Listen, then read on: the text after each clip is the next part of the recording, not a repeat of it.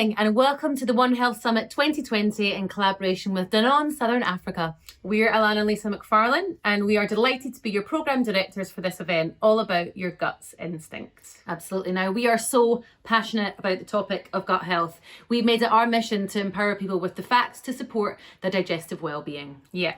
We had a bit of an organic random route into the gut health world. It all started when we volunteered to take part in the British Gut Project set up in 2014 by Professor Tim Spector at the Department of Twin Research at King's College here in London. And as you can see, if you haven't guessed already, we are identical twins. Yeah, now the British Gut Project was established in collaboration with Professor Rob Knight from the University of California, San Diego, who's also one of our speakers today. Yeah, it's a small world in this microbiome world. It is. They discovered that despite us having 100% of the same DNA, our gut shared only 30 to 40% of the same microbiota, which explain why our bodies behave so differently. Lifestyle and particularly nutrition influence your gut and microbiota, and in turn influences your health outcomes in other aspects.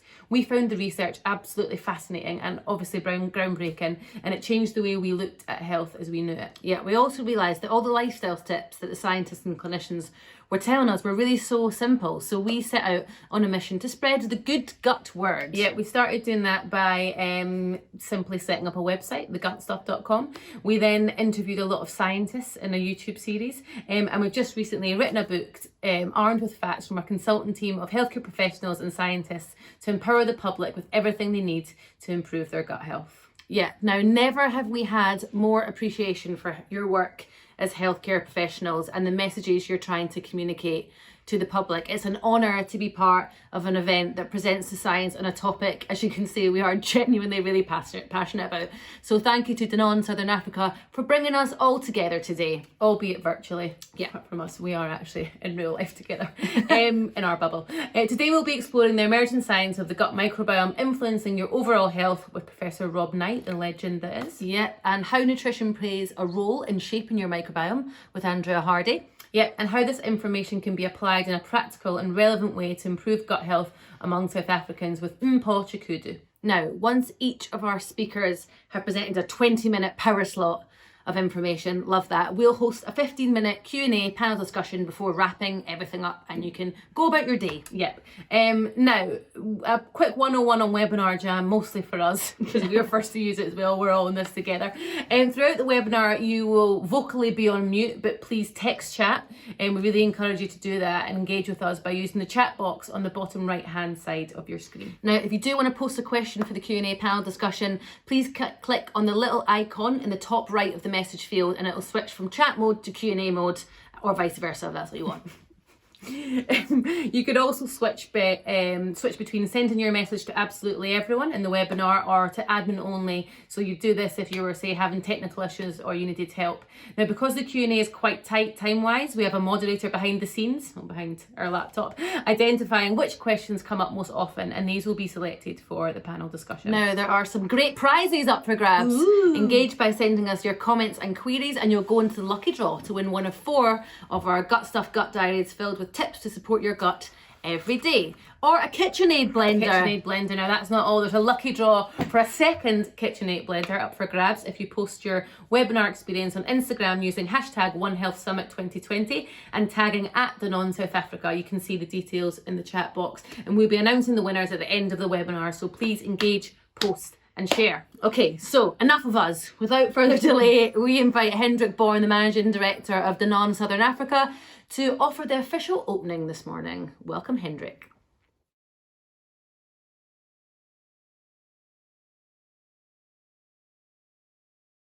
Good morning to everybody. I hope you are all safe. I hope you are all in good health so that we are ready to go into this new One Health Summit led by Danone. But before I'm saying anything, I have to say I would really like to say thank you to you for everything what you have done in this period, in this very strange and unnormal situation of COVID-19, where you have helped people to understand how to strengthen their immune system, how to strengthen their health, to keep safe and to stay healthy. And so we have today here our 4th summit. I'm very happy that we keep on going with this, even so the circumstances are like where we are today. We called it this time One Health Summit because we want to make very strong message. This is the way how we think from Danone. One planet, one health, and this is part of this program. Why one planet and one health?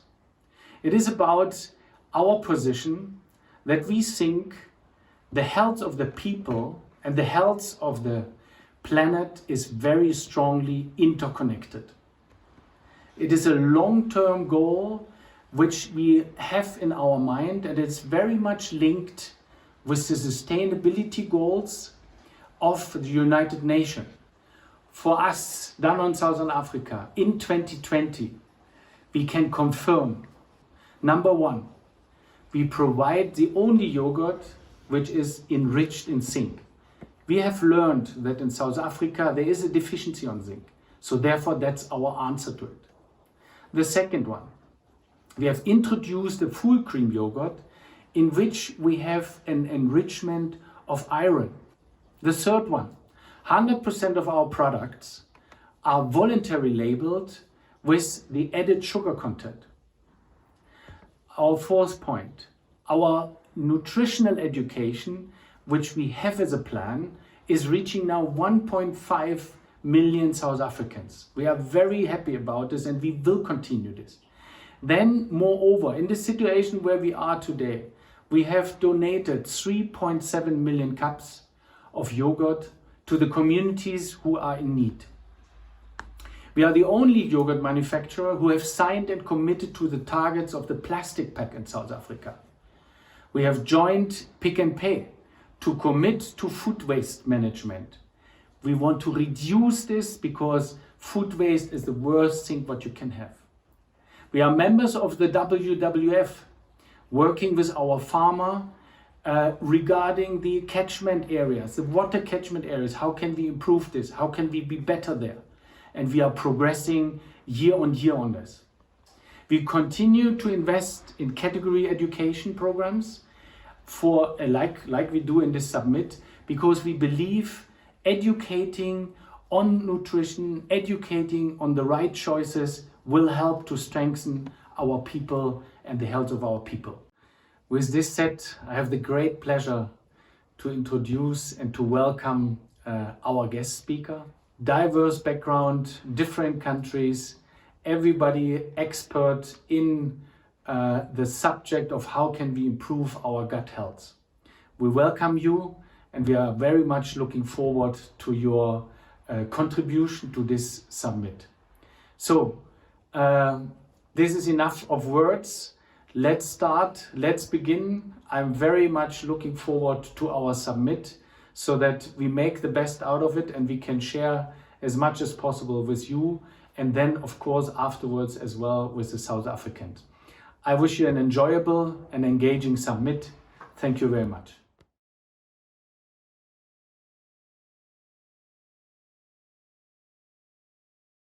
Thank you, Hendrik, and congratulations to Danone on the purpose journey you've embarked on, looking after the health of people and of the planet. Yeah, now I think it's time to introduce our first speaker of the day. Yeah, now the legend that is Rob Knight is the founding director of the Centre for Microbiome Innovation. He's a professor of paediatrics, bioengineering and computer science and engineering at UC San Diego. He is the author of Follow Your Gut, The Enormous Impact of Tiny Microbes, the co-author of Dirt is Good, The Advantage of Germs for Your Child's Developing Immune System, and has written over 600 scientific articles. He is a very busy man. He spoke at TED in 2014, which has been viewed over 2 million times, and is co-founder of the Earth Microbiome Project, the American Gut Project, which we took part in, and the company Biota Inc. Yeah, in 2019, Rob was honoured with the NIH Director's Pioneer Award for his microbiome research and received the 2017 Mastery Prize, often considered a predictor of the Nobel Prize. And today, Rob is honouring us with a talk on the emerging science of the gut microbiome as a gateway to overall health. Take it away, Rob.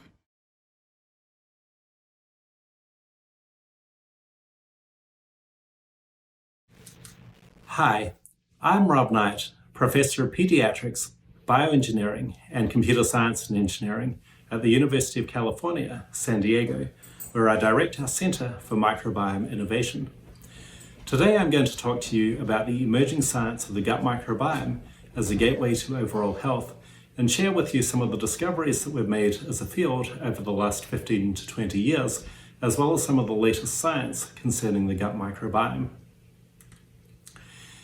I'd like to begin by inviting you to consider what you saw when you looked in the mirror this morning as you were getting up and preparing for this exciting conference. For myself, I saw an organism that's just 43% human, and not just because it was early and I hadn't had my coffee yet. But when we think of our body at the level of individual cells, each of us has about 30 trillion human cells, but we have about 39 trillion microbial cells. And so that's where that 43% number comes from, just by counting up every cell and asking, is that cell human or is it from a microbe? Now you might think, well, it's the 21st century. Do we really care about counting cells anymore? Surely we should now think about this at the level of our DNA, at the level of genes. So let's think about that for a moment. At the level of genes, each of us has about 20,000 human genes in what we typically think of as the human genome. But astonishingly, projects like the European MetaHit project and the American Human Microbiome Project have found that the size of our microbial gene catalogue is more like 2 to 20 million microbial genes. And so at that level, just by counting up every unique gene associated with our body and asking, is it a human gene or is it a microbial gene, you could say that we're just 1% human. And that's astonishing, right? But what's even more astonishing is that the 99% of genes that we ignore when we focus on the human genome are the genes that we can change. So if you think of all the human genetic studies that link the human genome to obesity, to mental illness, for example, all of those studies are looking at genes that we can't change, that were set at conception, whereas the microbial genes that we have changed profoundly from the time we were born to the present, and we can continue to change them throughout our lifetimes. And right now we're changing them in undirected ways, but if we could take control over that process and change them in directed ways, that could have tremendous impacts for our health over our entire lifespan. So your gut and its microbiome are the new factors impacting your whole lifespan and health outcomes. Now, one really important consideration is what we call the microbiome gut-brain axis. And in this respect, you're probably thinking, how could the microbes in my gut affect what's going on in my brain? But it's important to remember that the gut is not Vegas, and that what happens in the gut does not stay in the gut. And the gut microbiome affects a whole lot of processes throughout the body, including obesity, cardiovascular risk. Both of those might not be so surprising. But then the gut microbiome can also affect things like depression, anxiety, pain, autism, and multiple sclerosis. Now, 10 years ago, we didn't know any mechanisms by which the gut microbiome could affect the brain, but now we know a whole lot of them through the very dedicated research of a whole community of scientists studying this. And for example, we know that the gut can signal to the brain via the immune system. It can signal by stimulating the production of peptides in the gut, like leptin, ghrelin, PYY, and so forth. It can act through neurotransmitters. So for example, 90% of your body's serotonin is in your gut, not in your brain. And also the gut produces a lot of a neurotransmitter called GABA, gamma-aminobutyric acid, which has an important impact on depression. And then a range of other mechanisms as well. And these mechanisms are particularly important for healthy aging. One new project that we've just started is a project looking at the relationship between the gut microbiome and Alzheimer's. And this is looking very plausible because a lot of things that go wrong along with Alzheimer's, for example, increases in the risk of depression, in disrupted sleep and so on, are already known to be linked to the gut microbiome in ways that I'll describe later. The microbiome also shapes immunity in health and disease. And again, I apologize for the complexity of this slide. We're seeing a pretty complex system. But in homeostasis, when things are chugging along in your gut and it's staying in the same state and it's basically fine, what happens is that you have the bacteria in your gut feeding your gut epithelium with short-chain fatty acids and stimulating your immune system by lipopolysaccharides, but not too much. And you have antimicrobial peptides that are being produced in your gut mucus that regulate your gut microbiome. And then the gut microbiome signals across an intact epithelium through macrophages, through regulatory T cells, and through dendritic cells by a range of different signaling pathways, including interleukins and TGF-beta. Now, in inflammation, things really start to go wrong. So the mucus layer starts to get degraded, and then you have bacteria that translocate across the epithelium into the lamina propria. And then what happens? Is that you start to see problems where you have inhibition of neutrophils, and you have production of molecules like TNF alpha and reactive oxygen species, as well as translocation of bacteria even into your bloodstream, where they can cause systemic inflammation. So keeping that gut barrier intact is a very important property in keeping your immune system correctly regulated. So there's a paradigm shift in health and science, and it's showing a pervasive impact of the gut microbiome in health and disease, not just in the gut, but throughout the body. And so a lot of people think that the gut microbiome's effect is going to be limited to diseases like irritable bowel syndrome, inflammatory bowel diseases, and other disorders of the gut itself. But as I've shown you, the gut microbiome can really have an impact throughout the body. Now, there's several really important features that we're finding out about these relationships. So first off, the microbiome is correlated with many traits and many outcomes. For example, so one thing that we've studied in my lab for the last 15 years with many collaborators, like Jeff Gordon, for example, is obesity. And today, we can tell you whether you're lean or obese with about 90% accuracy based solely on the microbes in your gut. So on the one hand, this is a very cool trick from a technical perspective. On the other hand, we don't think it has a lot of commercial or diagnostic potential as a test for obesity, because I bet you can tell which of these two individuals is obese without doing any sequencing at all, right? You can tell that just by looking at them. But on the other hand, if we try to do this classification task, classifying individuals as lean or obese using a machine learning technique called a random forest classifier, we can only do that with about 57% accuracy from human genes versus about 90% accuracy from microbial genes. And just to give you a flavor of what this looks like, this is what's called a receiver operator characteristics curve, where basically you can see that if you take every human genetic change that's ever been linked to obesity, what you get is you get a curve very close to that diagonal line, which is what you'd expect by random chance. So you can't do much better than chance in classifying someone as lean or obese, even if you know every variant of every gene in their entire genome. Whereas, as I mentioned, when we do this with human genes, as Dan Knights, who was a very talented PhD student in my lab at the time, and who's now a tenured professor at the University of Minnesota, was able to show back in 2011, we can get excellent classifier accuracy by grouping microbes into relatively large taxonomic groups, and then using a random forest classifier on them to get to 90% accuracy at 82% identity sequence clusters. Now, one thing I should mention is that the underlying data for this is incredibly noisy. So the data that leads to that 90% accurate classifier looks like this, where the different colors reference different major groups of bacteria. And what's going on is that the same person can be completely different between the first time point and the second time point, where the same person can be mostly red on the left-hand side and mostly blue on the right-hand side, for example. And so even out of these noisy data, where you can't pick anything up by eye, you can get excellent classifier accuracy by using these machine learning techniques that pick up signals with artificial intelligence that human intelligence is not well suited to detect. So the second point I want to make is that the microbiome is not just associated with traits, but can actually cause them.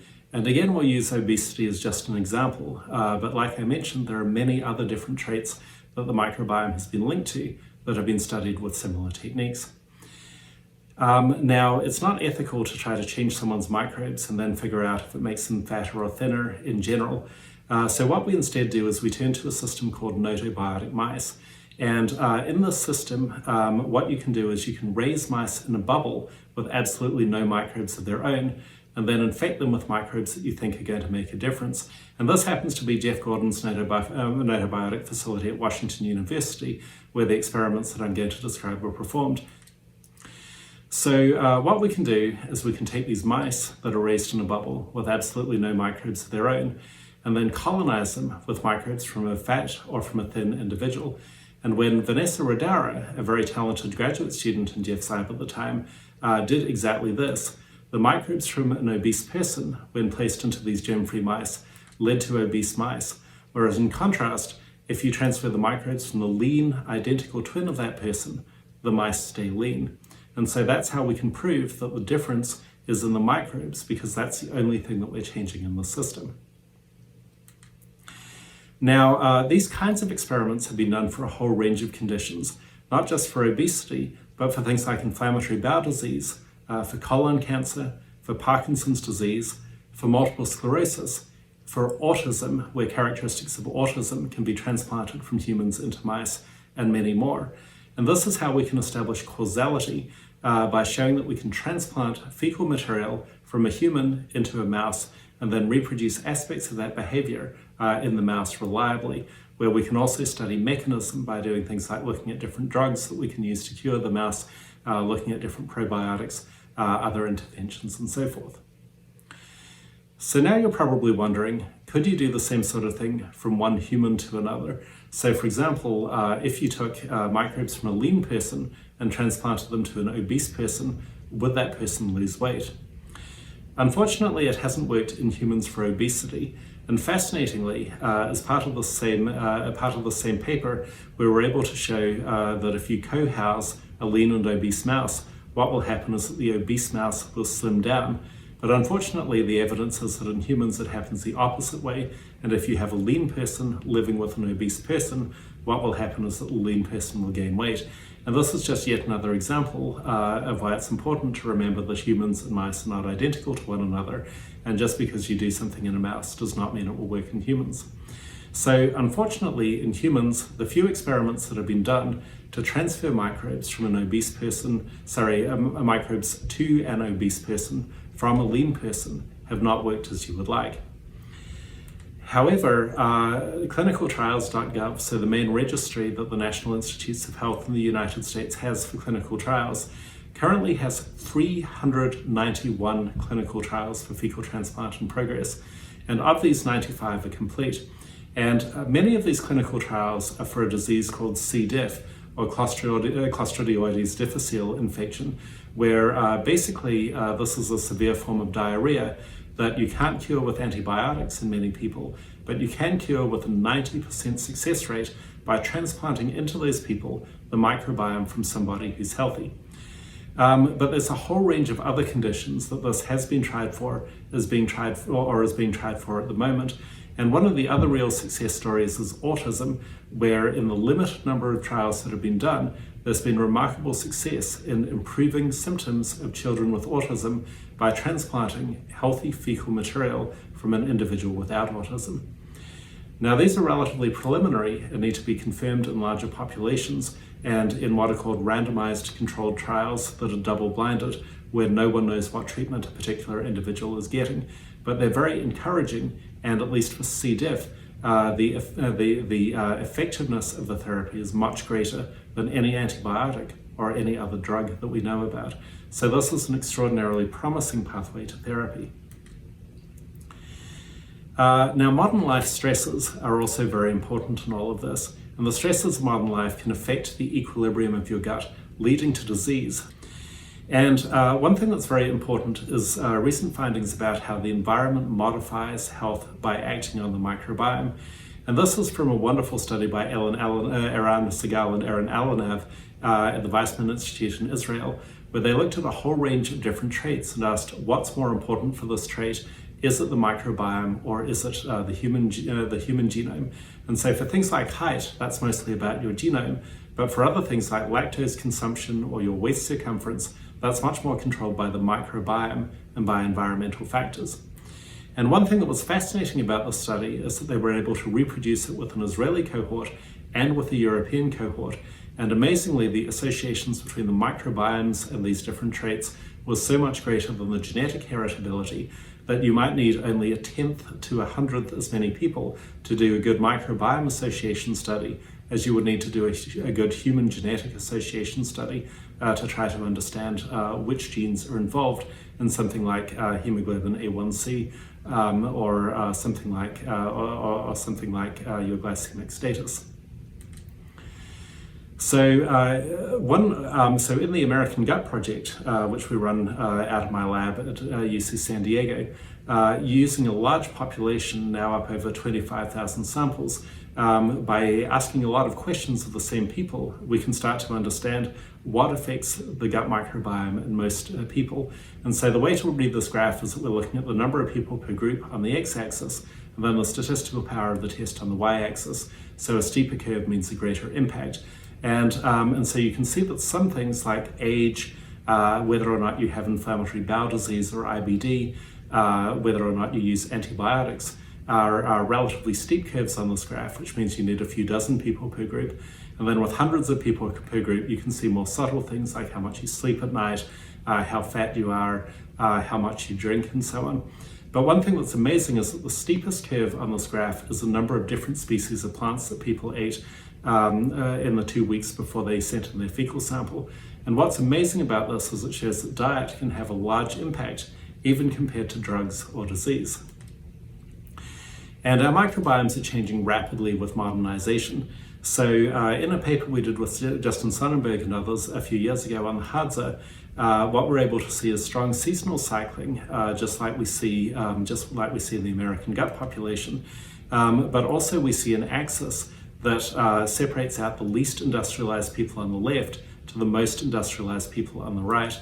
And we see entire large groups of microbes disappearing with modern lifestyles. So entire phyla, like the spirochetes, you'll see them in the Hadza and other non-industrialized peoples, but you won't see them in anyone living in Australia or Japan or the US.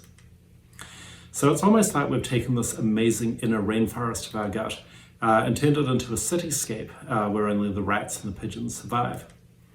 And so this leads to this question about do we have a global microbial biodiversity crisis, which Marty Blazer has explored in his wonderful book Missing Microbes, where the idea is that controlling infectious disease may have caused microbiome-linked chronic diseases to skyrocket. Now, one thing that's really exciting is that we can shape the gut microbiome with nutrition, and it's a very powerful tool to reshape our microbiome and restore those microbes with fibre, with fermented foods, and other things that we're finding are good. And I really like this quote from Jeff Bland, who runs the Precision Lifestyle Medicine Institute, where he likes to say that food is a language that speaks to our genes, where remember our human genes are fixed at birth, but their gene expression can change how they produce RNA and proteins, and food can coax different outcomes out of the same genes. Now, the language of food is very much written in color. So these phytonutrients explain why we should eat the rainbow, and everything from the carotenoids that make carrots orange to the lycopenoids that make the tomatoes red to many other compounds in food seem to affect the microbiome, and we're just discovering that now.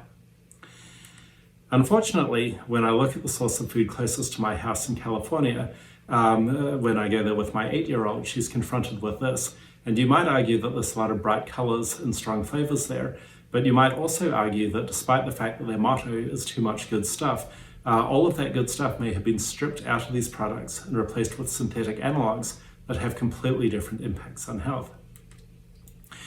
But studying diet is really hard, and even massive studies like this one in the New England Journal of Medicine, one of the most prestigious medical journals, that looked at 120,000 people over 20 years and tracked the impact of every food item, came up with relatively unsurprising results. So if you think about your stereotypes of what fat people eat and what thin people eat, they're very much reinforced by this by the study. So the food most associated with weight loss was this, yogurt, but the average amount of weight loss was pretty small, a little more than 1/3 of a kilo per year. Whereas in contrast, the food most associated with weight gain, one of the foods in that group was fries. But again, the effect size was relatively small. So each serving of fries per day led to a weight gain of only about 3/4 of a kilo per year. So what this means is if you're perfectly average for the population and you gave up your fries that you were going to eat every day and ate yogurt instead, you'd only expect the difference in your weight after doing that 365 times in a row to be about a kilo. So even the foods most associated with weight have small average effects. But what this is masking is that individual variation is really high. So one person might make that substitution and lose 20 kilos. Another might make the substitution and gain 19 kilos. So it almost all averages out. Now we don't yet know whether this is true for weight, but for glycemic status at least, for blood sugar, Erin Alanov and Erin Segal, who I mentioned earlier, did a beautiful study where they showed that although the population average blood sugar responses perfectly match what you would expect from published values, when they looked at 800 people and measured personal features through blood tests, through questionnaires, through measurements of the body, through food diaries, and yes, through the microbiome, what they were able to show is that the individual variation in food impact was very large in blood sugar, and it was linked to variation in the microbiome. So they found that for some people it was even better for their blood sugar to eat ice cream than it was to eat rice. And so they were able to develop a machine learning model that reveals microbiome indicators that predict food response at the individual level. Now, we've known for a while that long-term diet has a powerful effect on the microbiome. And back in 2011, in work led by Jim Lewis at the University of Pennsylvania, we were able to show that specific microbes correlate with high protein, like Bacteroides, versus carbohydrates, like Prevotella, and that this is one of the most powerful things reshaping the gut microbiome over a span of 6 months or more. But when we looked at short-term diet in the same study, we saw very small effects, where in a 2-week intervention study, people basically just looked the same as themselves, even when we tried to modify their microbiome through diet. However, when we look at these more subtle patterns, which my lab did recently with others at the Centre for Microbiome Innovation and in collaboration with researchers at Danone, we were able to see a very complex pattern of fermented foods altering the gut microbiome, where we see differences that are spread throughout the microbiome, so we have to tease them out with the machine learning techniques that I showed you earlier, but they're consistent across cohorts in different places, both the American gut population and also a new cohort of people that we recruited specifically for the study. And also this complex pattern of microbes correlates with metabolites that are generally considered good, such as conjugated linoleic acids, which are known to be involved in health. So we're expanding dramatically on this work at the moment through the American Gut Project, which we've recently expanded internationally as the Microbiota initiative, and then in this collaboration with Danone, the Human Diets and Microbiome Initiative, we're giving people an opportunity to show where they are on the microbiome map and to link that and to link that information to information about their diet and their health. And this is how together we're going to figure out how to take control of your microbes and optimize your diet throughout your lifespan to promote your health through your microbiome. So with that, I have a very large number of people to thank, including many different funding sources, the amazing people in my lab who it's a true privilege to work with, and literally over 1,000 collaborators in the different projects that I've shown you. And with that, I'll be delighted to answer any questions that you have later. And for more information on this, you can read my books, Follow Your Gut and Dirt is Good. And the data for all of this is in our web resources, Cheetah, which is maintained in my lab, and GNPS in Peter Dorostein's lab for DNA sequence data and for metabolomics, respectively. Thank you.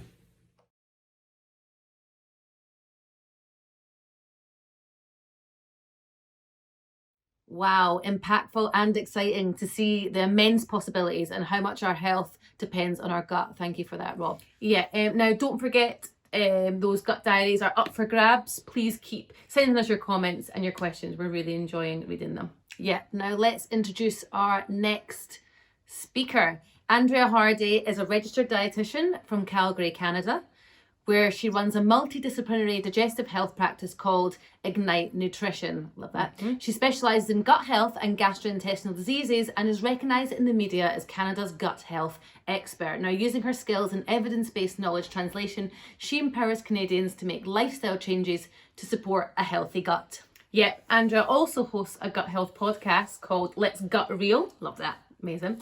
Which is all about making nutrition science easy to digest. Now, today Andrea is discussing the role of nutrition in gut health, and we cross over to Andrea now, hopefully.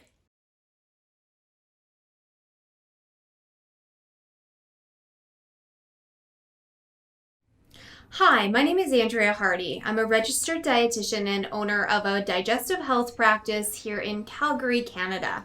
And today I'm going to be talking to you a little bit about the role of nutrition and gut health. Ultimately, dietitians get asked a ton about how nutrition can influence gut health. So today we're going to go through all of that science. So we're going to be talking about how to define a healthy gut, what the gut barrier is and how nutrition influences it, how nutrition influences the gut microbiota specifically, as well as important definitions like prebiotics, probiotics, and fermented foods. So how do we define gut health? The reality is we don't have a very specific or scientific definition yet, but we can identify specific factors that influence our gut health.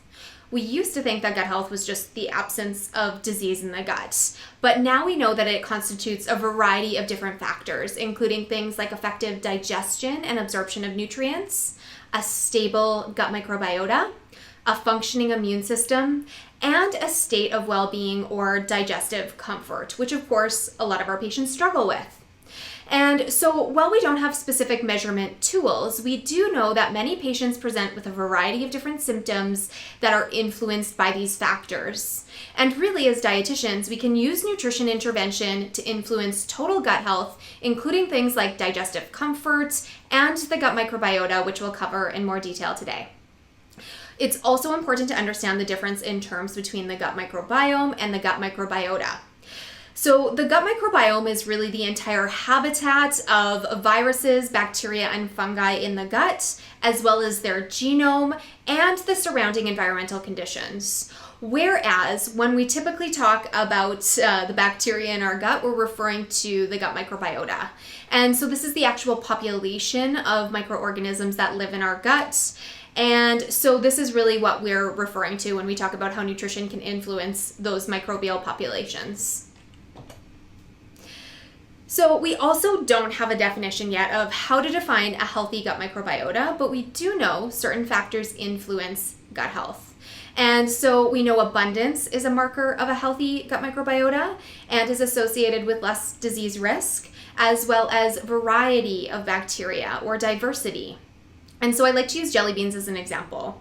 On the left side, we have a very abundant pile of jelly beans, but only 5 different colors, so not a lot of diversity there. The middle pile, we have a lot of diversity, a lot of different colors, but not a lot of abundance. And then on the right side of the picture, we have both diversity and abundance. And so when we have both of those things, they're associated with better health outcomes and reduction of chronic disease and autoimmune conditions. So what is the function of the gut microbiota? Our gut microbiota has a lot of functions, but in relation to nutrition, there's quite a few that we're going to be covering. So the gut microbiota is responsible for metabolizing things we can't, like fiber. And so when it metabolizes fiber, it produces short-chain fatty acids, which play an important role in gut barrier function and inflammation. Our gut microbiota helps to prevent pathogen colonization. It plays a role in gut barrier function, which we're going to get into more detail about, as well as training and modulating our immune system. And so we used to say you are what you eat, but now that gut microbiota science has evolved, we now say you are what your gut bacteria do with you. We have a mutualistic relationship with our gut bacteria, and so when we take care of them, they in turn can help take care of us. So when it comes to assessing the health of a gut microbiota, another marker we look at is a balance of gut microbiota or a dysbiotic gut microbiota. And so again, we don't have a specific definition yet, but what we see is increased harmful or opportunistic bacteria and decreased beneficial bacteria is associated with negative health outcomes, things like increased inflammation, chronic diseases like diabetes, cardiovascular disease, and obesity, increased autoimmune conditions like inflammatory bowel disease.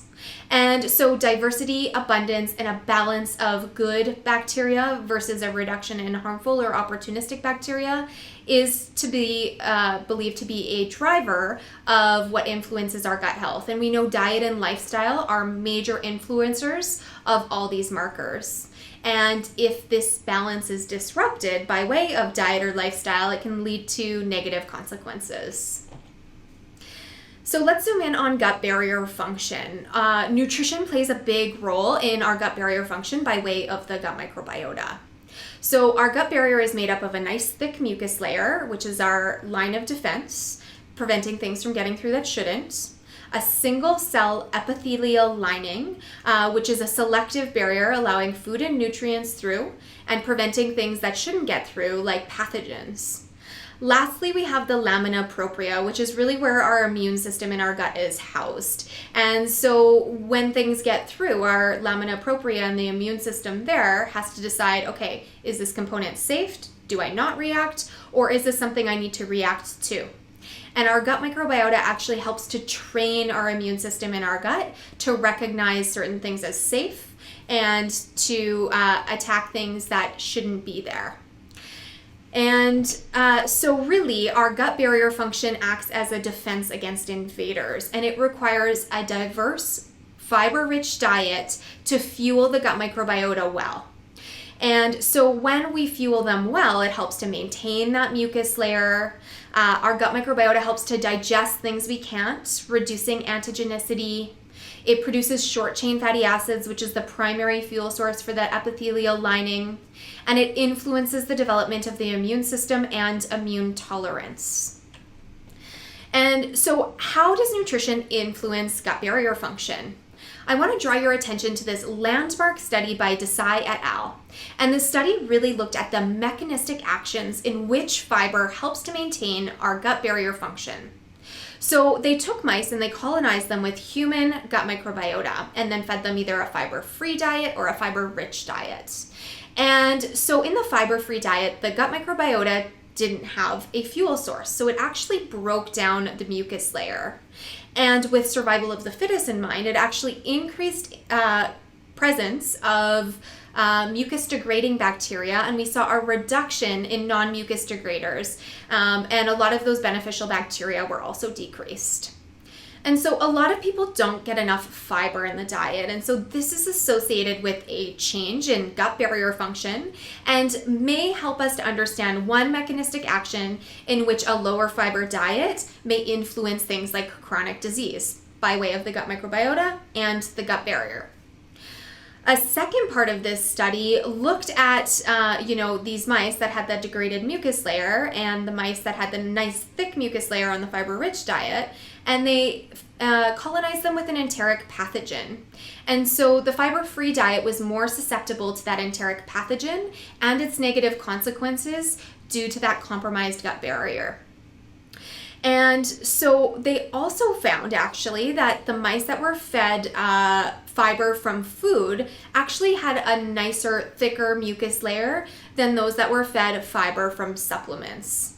So this is consistent with what we see in nutrition research all the time, is the whole is greater than the sum of its parts, and really identifies the need for a food-first approach when we talk about positively influencing the gut microbiota with diet.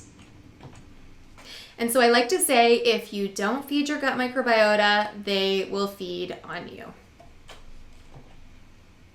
So let's talk about the impact of diet composition on the gut microbiota. A Western diet is on the right side, and of course that's made up of a typical intake of high sugar, high fat, excess intake of red and processed meats, and low dietary fiber.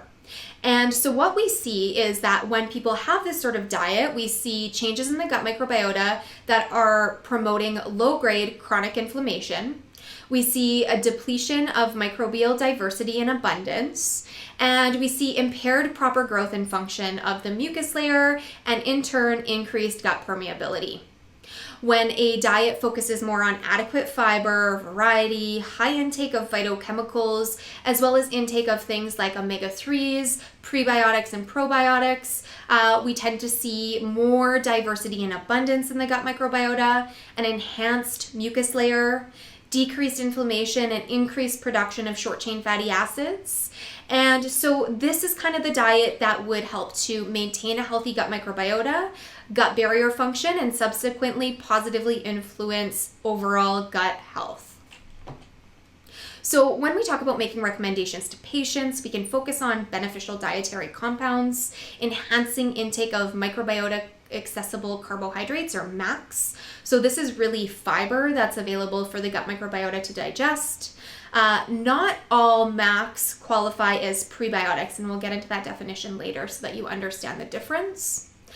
Increased intake of polyphenols by way of our plant-based foods, increased intake of omega-3 fats, increased intake of fermented foods, and then probiotics delivered through foods. Some detrimental dietary components include excess intake of red and processed meats. And so what we see is when we have low fiber intake coupled with really high intake of red and processed meats, more protein, more animal protein reaches the colon.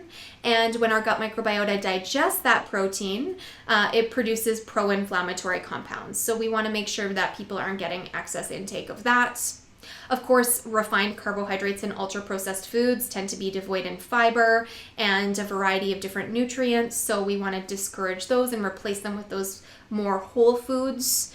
And then trying to balance out that intake of omega-3 versus omega-6 fats. We know the Western diet is high in omega-6s and 9s and tends to be lower in those omega-3 fats. So we want to encourage the consumption of those through increasing intake of fish, as well as plant-based oils and nuts and seeds. So nutrition is the quickest and easiest way to positively influence our gut microbiota. And really, dietitians are perfectly positioned to help the patients understand the role gut health plays in our overall health and how nutrition influences gut health. Let's talk about prebiotics, because they have a very specific definition, and that's basically a substrate that is selectively utilized by host microorganisms, conferring a benefit to our health. So when the really important part of this definition is that the fiber, or the prebiotic fiber, is selectively utilized. So it doesn't influence the whole microbial ecosystem, but rather a limited group of beneficial microorganisms. So not all fibers meet the definition of prebiotic. They're still good for gut health, but we do want to encourage intake of these prebiotic fibers, things like galacto-oligosaccharides, fructo-oligosaccharides, inulin, and resistant starch. And so increasing intake of those increases short-chain fatty acid production, reduces stool pH, which is associated with better digestive health, may impact the immune system, reduces gut transit time, and helps to reduce inflammation. And so when I recommend increasing intake of prebiotic fibers to patients, of course, those are things that contain FODMAPs, FOS and GOS. So things like asparagus and artichoke and onion and garlic and legumes and whole grains and corn and soybeans are all great sources of prebiotic fibers to encourage in our patients. So let's talk about the definition of probiotics, because a lot of people misuse the word probiotic. And so probiotics are really live organisms, when administered in the right amounts, infer a health benefit to the host, or us. And so just because something has live bacteria in it doesn't mean it meets the definition for probiotic or that it will have a health benefit. We really want to match the right strain to the right person for the right reason. A lot of people think that probiotics colonize the gut, but the research doesn't suggest this is true. Rather, we can think of them as tourists. They come into our digestive tract, they have some transient beneficial activity, and then they make their way out. So while probiotics may not colonize the gut or may not change the gut microbiota in all cases, they may infer a benefit or influence digestive health in different ways. So let's talk about probiotics in food. Probiotics in foods, I find, are really this win-win for patients. A food and probiotic combination is a really simple and acceptable way for patients to take care of their gut health every day that fits within their lifestyles. Yogurts which contain probiotics are a really good example. And remember, not all yogurts contain probiotics because there are certain factors or criteria that yogurt needs to meet to make a probiotic claim. So the WHO definition of probiotics, as revised by Hill et al. In 2014, defines probiotics as live microorganisms that, when administered in adequate amounts, confer a benefit to the host. In addition, the International Scientific Association for Probiotics and Prebiotics and the International Probiotic Association developed 4 criteria to define probiotics, whether they're delivered through food or not. Probiotics must be sufficiently characterized, meaning that they must have the proper strain identification and naming listed. They must be proven safe for intended use. And there must be evidence with at least one positive human clinical trial conducted according to generally accepted scientific standards. And the product must have alive sufficient numbers in the product at an efficacious dose throughout shelf life. So even if the probiotic is being delivered through a food, it still has to uphold these standards. So to meet that definition of probiotic, the probiotic must be supported by at least one positive human clinical trial, conducted according to generally accepted scientific standards. So we can look at this example. And so here is a study performed by Eels et al. In 2016 that was a systematic review and meta-analysis. And the aim of this study was to evaluate the effectiveness of a yogurt containing a blend of 5 strains, including Bifidobacterium lactis, CNCM I2494, on the gastrointestinal discomfort and the general adult population. In Canada, this strain of B. lactis is recognized as a probiotic. 3 trials with a total of 598 adults met the inclusion criteria. Consumption of the yogurt product was associated with a significant improvement in overall gastrointestinal discomfort compared with the control product, and was also superior to the control in reducing digestive symptoms and measured using a composite score. Although this meta-analysis applied to healthy adults with minor digestive symptoms, 2 additional clinical trials have supported the efficacy of yogurts containing a blend of 5 strains, including this strain of B. lactis, in constipation-predominant IBS. There is some evidence that this effect could be associated with an improvement in the objective markers of abdominal distension or bloating, and decreased transit time, which of course can be part of digestive comfort, although more research is needed. So this is an example of clinical research to support the efficacy of a finished product to address a specific health outcome. So to find evidence for probiotics, I like to use probioticchart.com or .ca. It lists both functional foods that contain probiotics as well as probiotic supplements, but at least you can see the strain and the dose that's evidence-based for specific conditions. So let's move on to the definition of fermented foods. Fermented foods are food or beverages that are made via controlled microbial growth and enzymatic conversion of major and minor food components. So bacteria are involved in the fermentation, but that bacteria might not have a specific health benefit, it might not be the right dose, or it might not be even alive anymore, like for example, sourdough bread. So some fermented foods may meet the criteria for probiotic, but many do not. That being said, I still like to encourage inclusion of fermented foods in the diet. And that's because they have other evidence-based benefits. They help to enhance variety, help to promote intake of different vitamins, minerals, fiber, and phytochemicals. They can help with lactose maldigestion. So for example, specifically yogurt helps to break down lactose and help to improve lactose maldigestion for patients. It can reduce risk of chronic disease and increase exposure to good microbes. And so while fermented foods can infer a health benefit, we just can't hold them to the same standard as probiotic-containing foods and supplements. When it comes to probiotics in the diet, I do really like to use that food first approach with patients rather than taking a supplement, just because it's that simple, accessible way, and it ties back to that food first concept. So let's talk about some practical takeaways. These are the tips that I give patients to help take care of their gut health. 1, aim for 25 to 38 grams of fiber a day. And so this is really to enhance the fuel for our gut microbiota.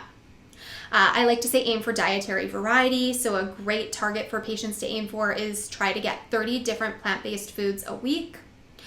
Choose red and processed meats up to 2 times a week and incorporate in more plant-based proteins.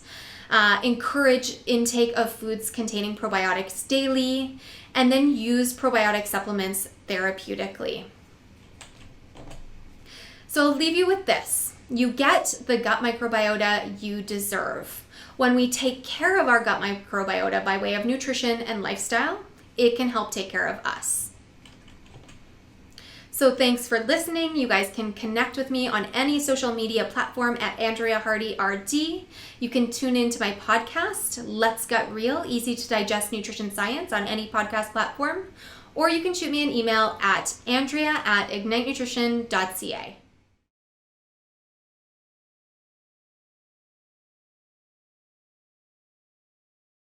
Thanks, Andrea. Now, dietitians have such an important role in converting the science to practical advice for people to adopt on a day-to-day basis to change their health outcomes.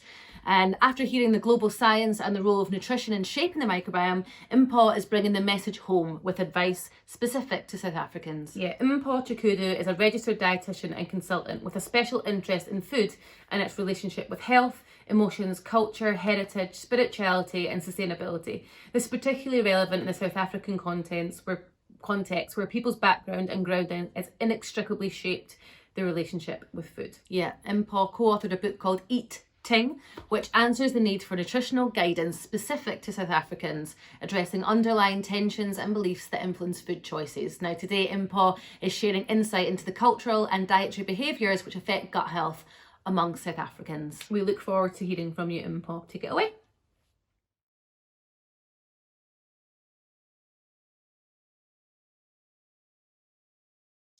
My name is Mpho Tshukudu, a registered dietitian and integrative and functional nutrition practitioner.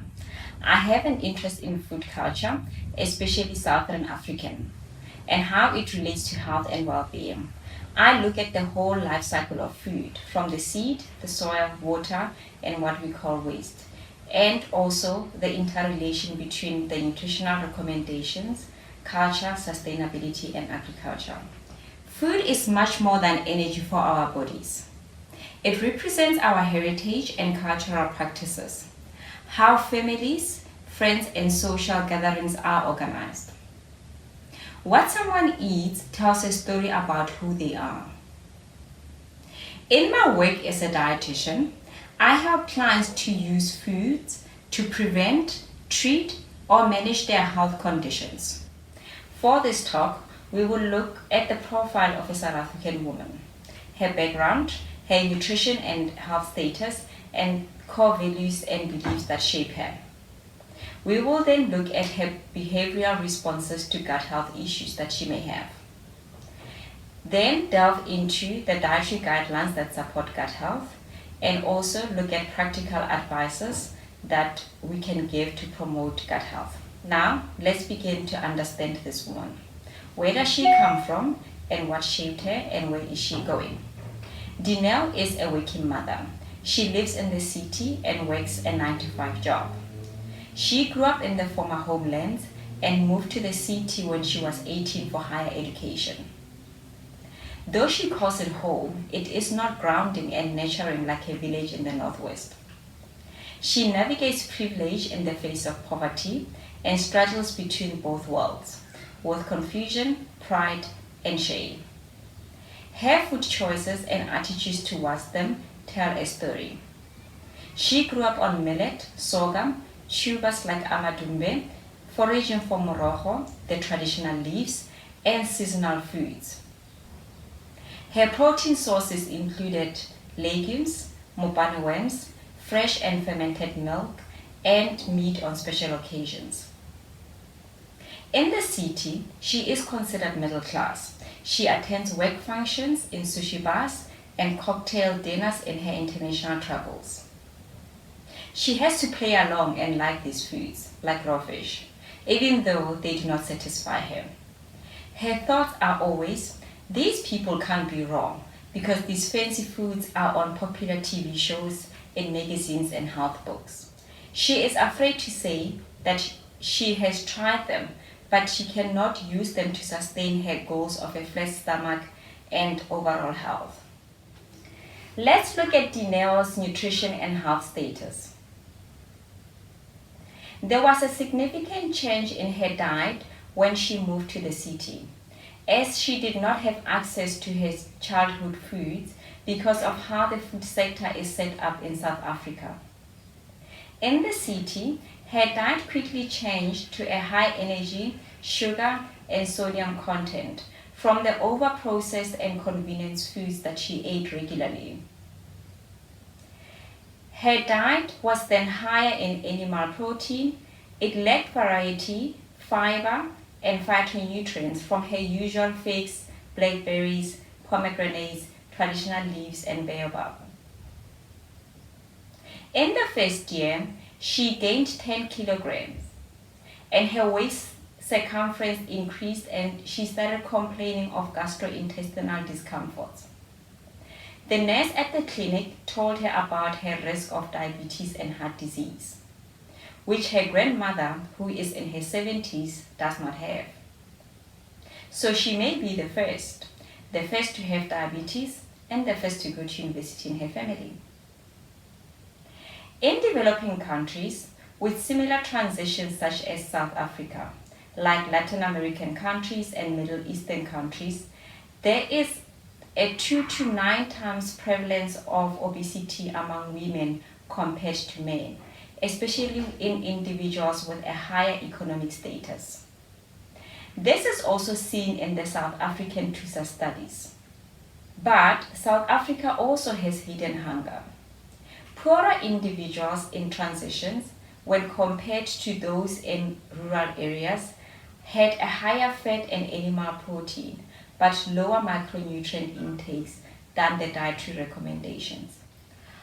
Although we don't have a lot of data in South Africa exploring gut health explicitly, we gather from these insights above that digestive well-being is neglected. Let's look at core values and beliefs that Dinell has around food. Where does she get her nutrition and health advice? Is nutrition important to her? What food and diet preferences and beliefs does she have? Dinell's need for a better health is more out of guilt. She does it because her doctor tells her to do it. That she reads in magazines that she needs to eat a certain way. And sometimes she wonders, who will take care of my daughter should anything happen to me? She wants a flat stomach because of how she looks in a bathing suit and stylish work dresses. And she doesn't know that her gastrointestinal discomfort is affecting her overall health. So, when she's really uncomfortable and in pain, what is her source of information? Dinell is confused. She looks to her grandmother, who was not educated and still uses old traditional medicines. She cooks simple foods from her garden. But now in the cities, Dinell does not have access to her grandmother. And she often remembers that her grandmother, who is in her 70s, is still strong and still does her housework and has more energy than her. Dinell also has access to social media, which is filled with unsolicited advice, like lose 5 kilograms in 2 days. This information is confusing. There is low carb, alkaline diet, intermittent fasting, don't eat fruits after 11, and after 11, Dinell eats 5, and she also has access to the latest slimming and detox tea. The popular definition of healthy is very narrow and Eurocentric, implying that food from other cultures are not as healthy. Popular media and some in the health sector represents quinoa, blueberries, and matcha as a standard for healthy eating. When I studied over many years ago, which is still the case in some areas, there was no focus on cultural competency and inclusion of diverse cultures. This way of nutrition education is isolating. My clients would say, I have to stop eating fermented sorghum, offal, and traditional leaves to control my blood sugar levels. So I had a lot this weekend for the last time, I promise you. I am now ready to start eating a diabetic diet of broccoli, salmon, and brown rice. Statements like these are because they never saw their foods represented as healthy. They feel that they have to choose between health and heritage, and no person should be forced to choose. So, understanding all the layers which influence a person's decisions and behaviors is key to deliver relevant and meaningful advice. Among South African women, the first-line interventions when someone experiences gut health include laxatives, herbal preparations, and enemas. Laxatives are widely available, with or without prescriptions. They do play a role, but they are not the first-line therapy. Herbal preparations are also widely available. Some over the counter, some are sold as herbal detox teas from the grocery shops, and some people still use traditional remedies from home or traditional healers.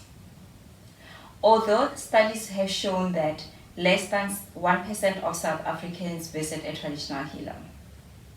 There is not much information on the use of enemas, but they still remain an option for some. These options, if overused, do have side effects that include dehydration and nutrient losses. Overall, these harsh treatments can do long-term damage and perpetuate gut health problems and remove essential gut bacteria.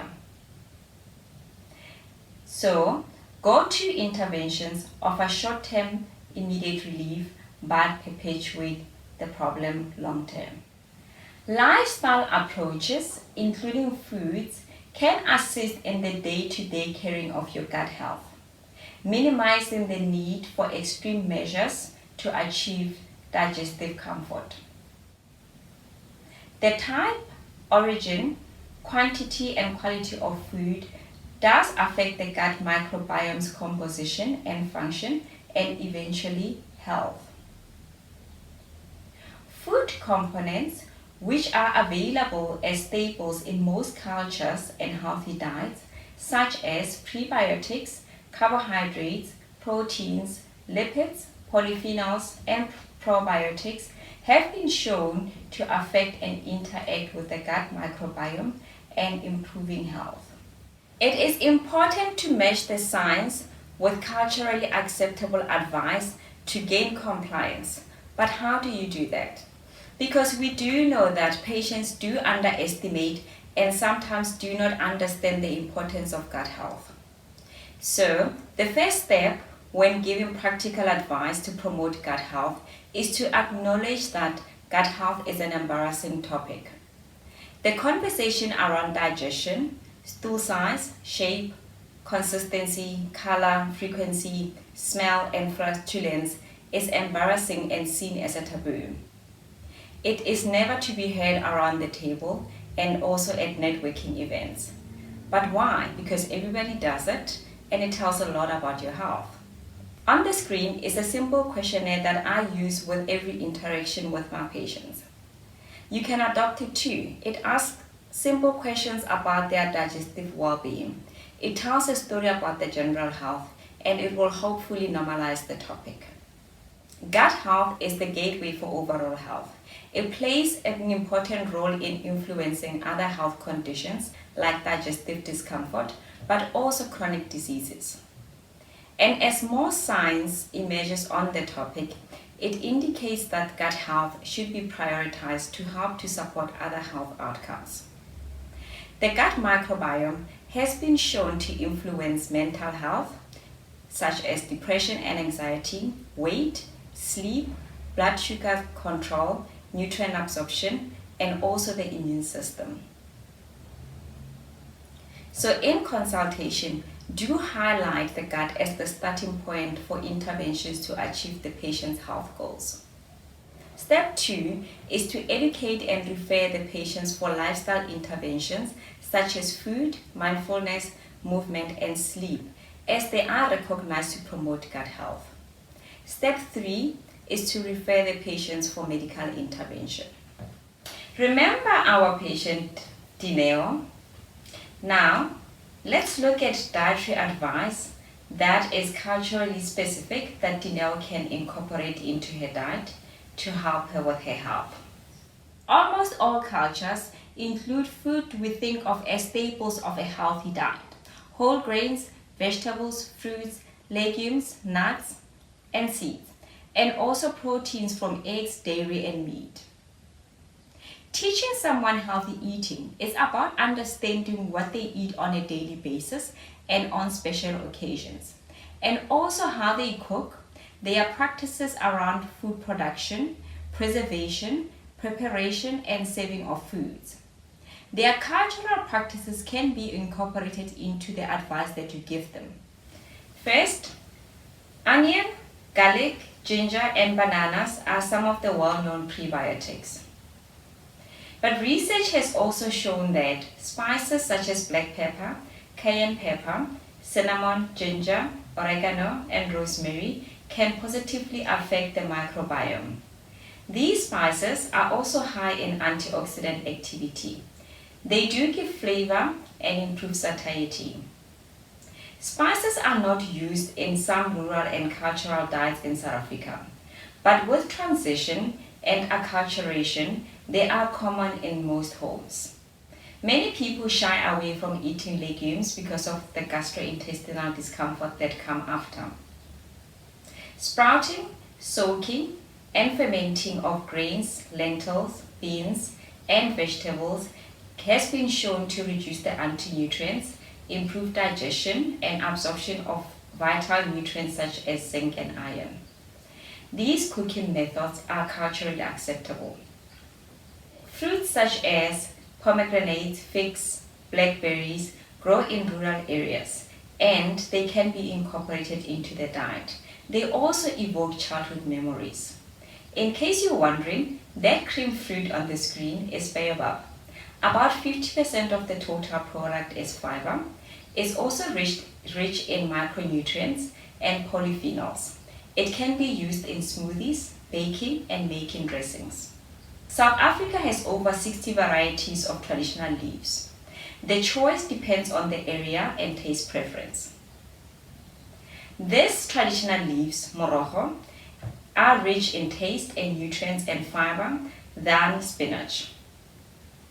You can use them in modernized recipes like making pestos and smoothies. They are loved by many, yet in some areas they are considered poverty foods. Legumes and nuts are easily accessible plant proteins.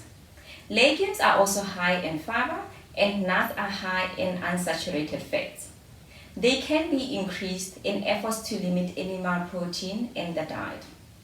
This is not advocating for a vegan diet, but South African meat consumption is high at the expense of vegetables, nuts, and legumes.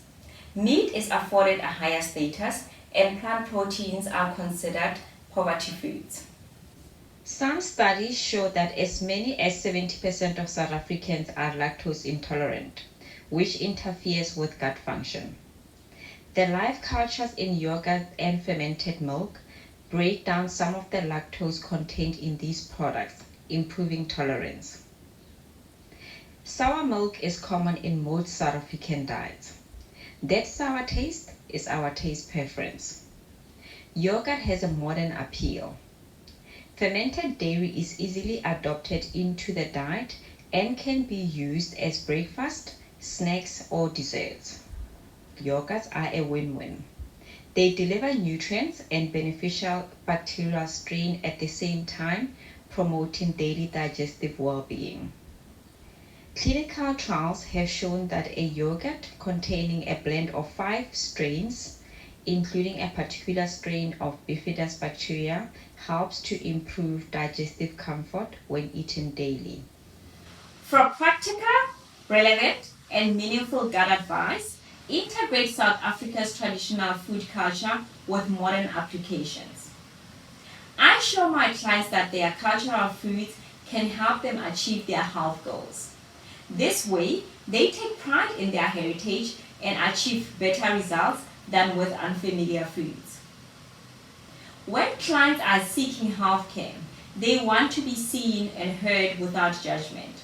So, make space for the alternative, and also as a healthcare worker, prepare and taste foods from your client's culture so that you can understand them better and offer culturally specific diets.